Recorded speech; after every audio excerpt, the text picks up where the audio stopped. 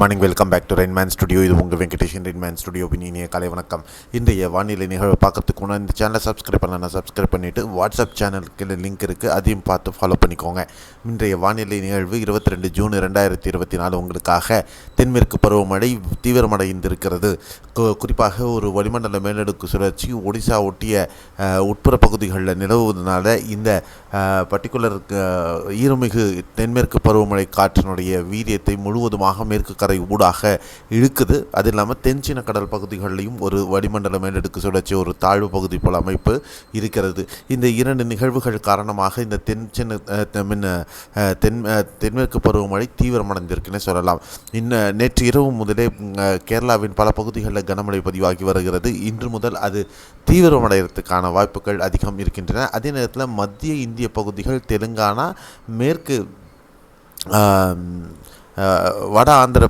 வடகடலோர ஆந்திர பகுதிகளிலையும் இன்று கனமழை பதிவாகிறதுக்கான வாய்ப்புகள் இருக்கிறது.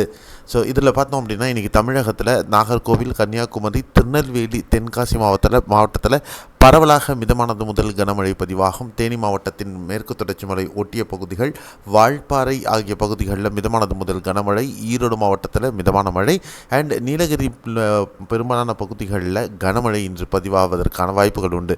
சென்னை, திருவள்ளூர், காஞ்சிபுரம், செங்கல்பட்டு உட்பட மற்ற ஏனைய மாவட்டங்களில் காற்றின் வேகம் அதிகமாக இருக்கும். பகல் நேர வெப்பநிலை 35 முதல் 38 டிகிரி ஒட்டி இருக்க வாய்ப்புகள் இருக்கும். பெரும்பாலான பகுதிகளில் மாலை இரவு நேரங்களில் மேகமூட்டத்துடன் ஒரு சில பகுதிகளில் மட்டும் லேசான மழை பதிவாக வாய்ப்புகள் இருக்கும். அப்படிங்கிறது தான் நம்ம இன்றைக்கி எதிர்பார்க்கக்கூடிய நிகழ்வு. அதே நேரத்தில் கேரளாவில் இன்று பரவலாக மிதமானது முதல் கனமழை பதிவாக வாய்ப்பு இருக்கிறது. திருவனந்தபுரம், கொல்லம், பத்தனம்திட்டா, அல்லப்பி, கோட்டயம், எர்ணாகுளம், திரிசூர் மற்றும் மலப்புரம், கோழிக்கோடு, வயநாடு மாவட்டங்களில் பரவலாக கனமுதல் பலத்த மழை சில பகுதிகளில் இருக்கும். திரிசூர் மாவட்டத்தில் ஒரு சில பகுதிகளில், கடலோர பகுதிகளில் பலத்த மழை இருக்க வாய்ப்பு இருக்குது. பத்தனம்திட்டாவின் மேற்கு தொடர்ச்சி மலை ஒட்டிய பகுதிகள் மற்றும் இடுக்கி, பாலக்காடு மாவட்டத்தில் ஒரு சில பகுதிகளில் மிதமான மழையும் ஒரு சில பகுதிகளில் மிதமான மழையும் லேசான மழையுமாக இருக்க வாய்ப்புகள் இருக்கிறது. கண்ணூர், காசர்கோடு மாவட்டத்தில் பரவலாக பலத்த மழை பதிவாகிறதுக்கான வாய்ப்புகள் இருக்கின்றன.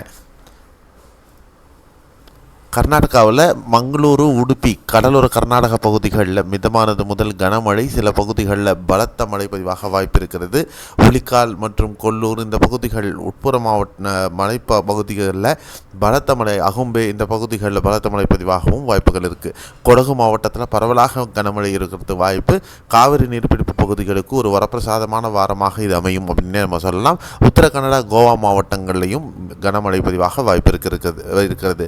பெல்காம், ஷிமோகா, சிக்பலாப்பூர், அசன் மற்றும் மைசூர் மாவட்டங்களில் பரவலாக மிதமான மழை பதிவாகும். பெங்களூர் உள்பட மற்ற ஏனைய மாவட்டங்களில் லேசான மழை அல்லது மிதமான மழை பதிவாகும். தெலுங்கானாவில் ஆதிலாபாத், நிர்மல், கொமரம்பீம், மஞ்சிரியால், பெத்தப்பள்ளி, ஜெய்சங்கர் இந்த பகுதிகளில் பலத்த மழையும், மற்ற மாவட்டங்களான நிர்மல், வரங்கல், முலுகு இந்த பகுதிகளில் லேசானது முதல் மிதமான மழையும், ஹைதராபாத் உள்பட சில பகுதிகளில் மேகமூட்டத்துடன் லேசான மழை பதிவாக வாய்ப்பு இருக்கிறது. தெலுங்கானாவில் பெரும்பாலும் வடகடலோர ஆந்திர பகுதிகள், வைசாக், ஸ்ரீகாகுளம் இந்த பகுதிகளில் கனமழை இருக்க வாய்ப்புகள் இருக்கிறது. மற்றபடி விஜயவாடா, குண்டூர், ஏலூரு, ராஜமுன்றி இந்த பகுதிகளில் மிதமான மழை. நெல்லூர் மற்றும் ராயலசீமா பகுதிகளில் ஒரு சில பகுதிகளில் லேசான மழை இருக்க வாய்ப்புகள் இருக்கும். இதுதான் இன்றைய வானிலை அறிக்கை. எந்தெந்த பகுதிகளில் கனமழை, பலத்த மழை இருக்கும் அப்படிங்கிறத பார்த்துருக்கீங்க. தென்மேற்கு பருவமழையினுடைய டைனமிக்கை பார்த்துருக்கீங்க. மேலும் பல விவரங்களுக்கு தொடர்ந்து இணைந்திருங்கள். அடுத்த ஒரு காணொலி நாளை காலையில் மீட் பண்ணலாம். நன்றி, வணக்கம், by, see you, have a nice day.